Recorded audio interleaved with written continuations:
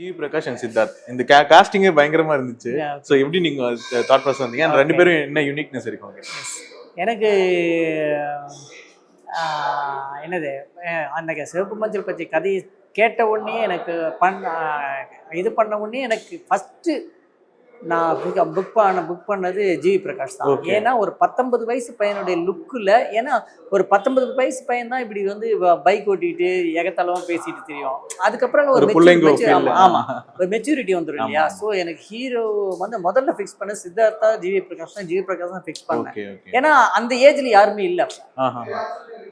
அதுக்கப்புறம் சித்தார்த்தை வந்து யாரெல்லாம் வந்து இந்த டிராஃபிக் போலீஸ் இது பண்ணலை, ரோல் பண்ணலையோ அப்படி சூஸ் பண்ணதில் இது இன்னும் வந்து ஒரு ரஃப்பான ரோலில் பண்ணாமல் இருக்காரு. யார்? சித்தார்த். ஸோ அதனால் அவரை கொண்டு வந்தேன். அதை ரொம்ப அழகாக பண்ணார்.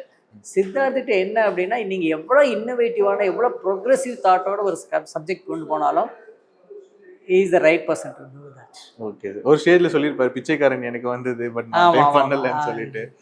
ஸோ அந்த டைம் என்ன சொல்லி சொன்னா சார்? ஏன் வேலை? அது வந்து அவர்கிட்ட சொன்ன வெர்ஷன் வேற. அவர்கிட்ட சொன்ன வெர்ஷன்ல வந்து அதுதான் வந்து ஆல்மோஸ்ட் அதுதான் வந்து நான் கடவுளாக வந்துச்சு. ஓகே. ஓகே. அதனால நான் அதை அப்படியே நிறுத்திட்டு கமர்ஷியலாக பண்ணது தான் விஜயகாந்த். Okay sir.